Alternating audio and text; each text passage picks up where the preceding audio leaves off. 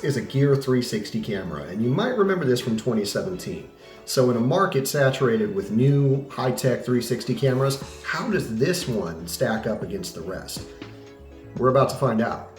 So as a very amateur content creator, having the right way to convey what I'm doing to my audience is important, but it hasn't been as important in the beginning as it's starting to become as I start to do more intricate things.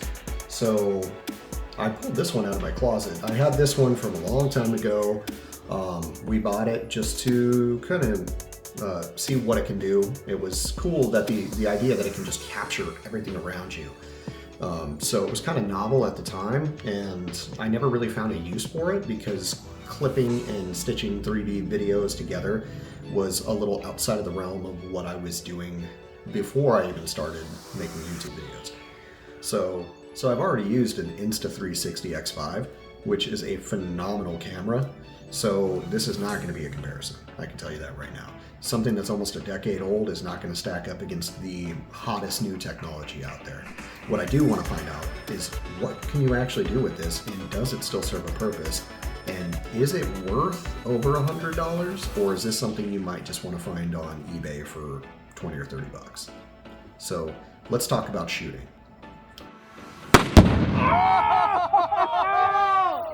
So let's say you wanted to do a podcast, or you wanted to use that to do some type of an indoor recording. The question is, what kind of quality can you expect from that? Well, this is it. Any motorhead knows capturing your vehicle in the best lighting is important after all the work that you go and put into it. So having a camera that doesn't pick up enough light means that at night you're just going to be kind of faded in the background. So I wouldn't suggest using these at night. Okay, so the night shot kind of sucks, but during the day it's got to be a lot better, right? Well, let's see.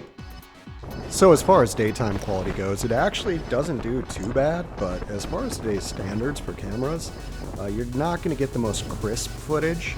It does track pretty well, and there are some stability options for post-production, but you're not going to get any of those AI features on this type of camera. So let's talk about ease of use. So as far as ease of use, it's got one little power button, hold out for a second, and then powers up.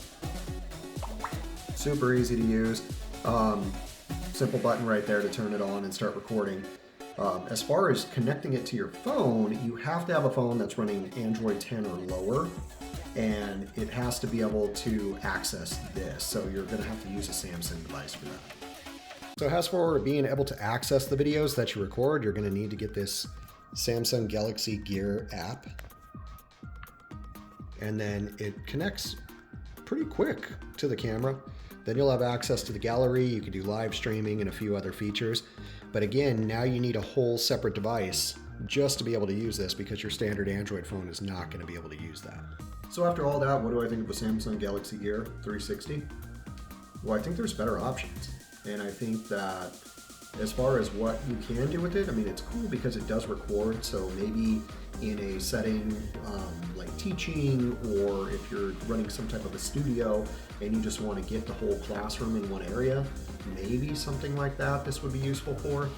But as far as anything where you want any type of real detail or high definition, it's just not really useful anymore. So I couldn't imagine spending any kind of money on it when there's so much better options. Now, like I said before, if you can get this for 20 or 30 bucks, you know, now you can play with it a little bit. Either way, that's just my opinion on the Galaxy Gear 360. I've never really done any kind of a breakdown or a product review on anything before, but since I happen to have this and it could have been useful to me, I figured I would let everyone else kind of know what to expect from it before they bought it. So if you like these types of videos versus my fabrication videos, please let me know and I'll try to make some more of them. Thank you for watching. See you again next time.